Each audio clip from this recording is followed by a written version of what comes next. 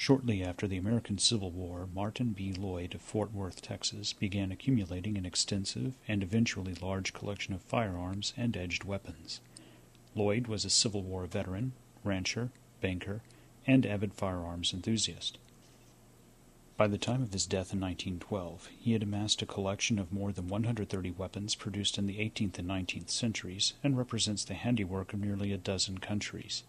This exhibit covers just a small sample of the collection and shows some of the more interesting and unusual examples from Loyd's collecting efforts. Let us begin with some of the exquisite handguns in the Loyd collection.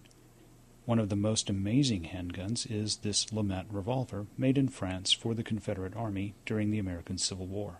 This gun is unique in that it is really two guns in one. Note that the gun has two barrels. The top barrel is for the .42 caliber revolver, and the lower barrel is for the 16-gauge shotgun.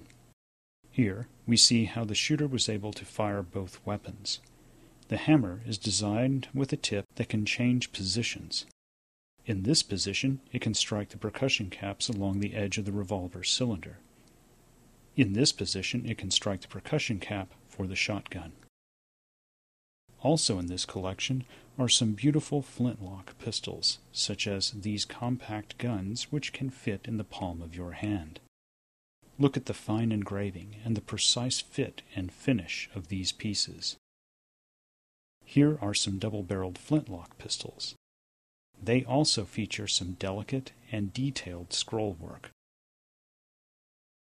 Now, let's examine a pair of dueling pistols.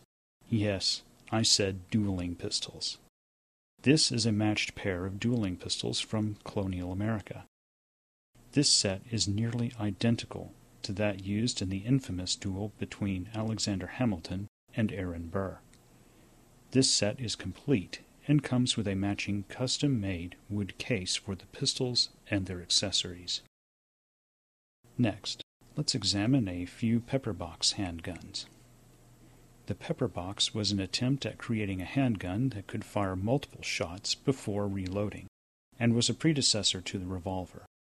Again, these pieces are works of art and are the product of craftsmanship and skill.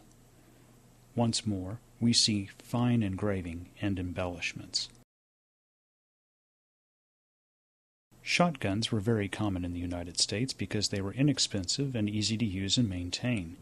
Shotguns did not require specialized ammunition. A shooter could use commercially made shot, homemade shot, pebbles and small rocks, or even nails.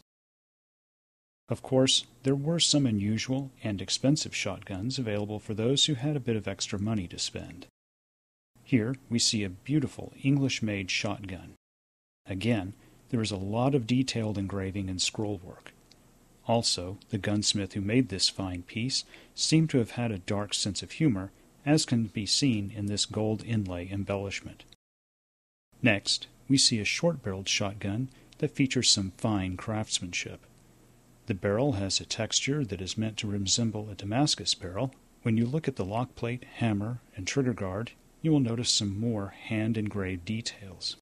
The Loyd collection also features an example of an early effort to create a multi-shot rifle. Samuel Colt, the same gentleman who created the Colt revolver, had an idea for a rifle that could fire multiple shots before reloading. The solution was simple. Take the mechanism from a revolver and mate it with a rifle. Here we can see the massive cylinder for this interesting percussion rifle. One item of historical significance is this unassuming powder horn.